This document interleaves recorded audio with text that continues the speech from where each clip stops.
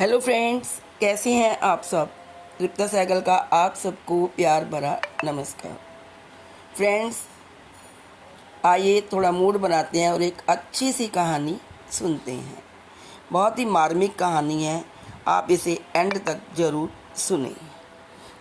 ये कहानी आपके दिल को छू जाएगी। चलिए चलते हैं अपने वीडियो की ओर। एक 5-6 साल का मासूम सा बच्चा अपनी छोटी बहन को लेकर गुरुद्वारे के एक तरफ कोने में बैठा हाथ जोड़कर भगवान से न जाने क्या मांग रहा था। कपड़े में मैल लगा हुआ था मगर साफ, और उसके नन्हे नन्हे से गाल आंसुओं से भीग चुके थे। बहुत लोग उसकी तरफ आकर्षित हो रहे थे और वह बिल्कुल अनजान अपने भगवान से बातों में लगा हुआ था।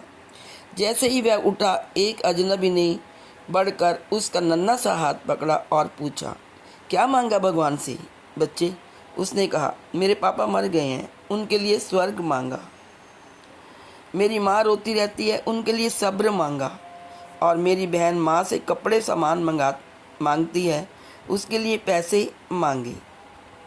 तो अजनबी ने पूछा, क्या तुम स्कूल जाते हो। अजनबी का सवाल स्वाभाविक सा था। हाँ जाता हूँ, उसने कहा। किस क्लास में पढ़ते हो। अजनबी ने पूछा। नहीं अंकल, पढ़ने नहीं जाता। माँ चने बना देती है, वह स्कूल के बच्चों को बेचता हूँ। बहुत सारे बच्चे मुझसे चने खरीदते हैं और हमारा उसी से गुजारा चलता है। बच्चे का एक एक शब्द मेरी रूह में उतर रहा था। फिर उसने पूछा, तुम्हारा कोई रिश्तेदार। उस अजनबी ने ना चाहते हुए भी पूछ लिया। पता नहीं, माँ कहती है गरीब का कोई रिश्तेदार नहीं होता।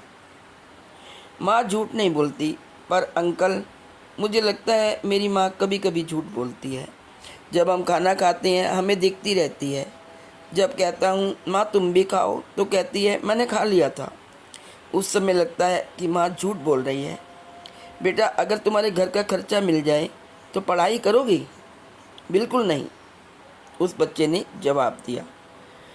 अजनबी ने पूछा, क्यों। बच्चा बोला, पढ़ाई करने वाले गरीबों से नफरत करते हैं अंकल। हमें किसी पढ़े हुए ने कभी नहीं पूछा, पास से ही गुजर जाते हैं। अजनबी हैरान भी था और शर्मिंदा भी। फिर उसने कहा, हर दिन इसी गुरुद्वारे में आता हूँ, कभी किसी ने नहीं पूछा। यहाँ सब आने वाले मेरे पिताजी को जानते थे, मगर हमें कोई नहीं जानता। और बच्चा ज़ोर ज़ोर से रोने लगा। अंकल, जब बाप मर जाता है तो सब अजनबी क्यों हो जाते हैं। उस अजनबी के पास इसका कोई जवाब नहीं था। ऐसे कितने मासूम होंगे जो हसरतों से घायल हैं।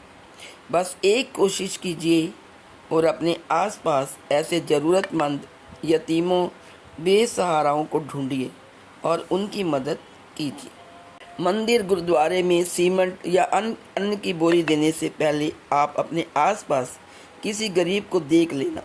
शायद उसको आटे की बोरी की ज़्यादा ज़रूरत हो। कहीं ग्रुप में ऐसा देवता इंसान मिल जाए, कहीं ऐसे बच्चों को अपना भगवान मिल जाए। कुछ समय के लिए एक गरीब बेसहारा की आंख में आंख डालकर देखें, आपको क्या महसूस होता है। स्वयं में व समाज में बदलाव लाने का प्रयास जारी रखें। आपसे अगर हो सके तो आप भी मदद करें, जिससे भगवान जी भी आपका ख्याल रखें।